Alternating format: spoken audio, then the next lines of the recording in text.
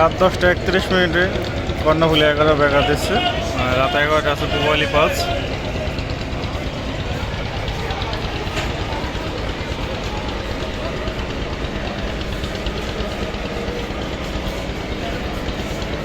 প্রতিদিন রাত 10:30 রাজারহাট বি অথবা পুবালি রাজারহাট বি অথবা কর্ণফুলি 11 পাবেন। ও রাত 11টা পাবেন পুবালি 5 অথবা 8,002 ইলিশের উদ্দেশ্যে। ভোলা জেলা যাওয়ার সর্বশেষ লঞ্চ রাত 11টায় পুবালি 5 অথবা 8,002।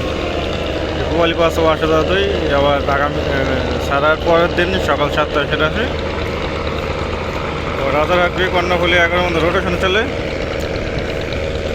তো রাজারহাট বি অথবা কর্ণফুলি যে কোনো নজন ছেড়ে গেলে পরের দিন সকাল 9টা 45 মিনিটে সেটা আসে ইলিশা থেকে।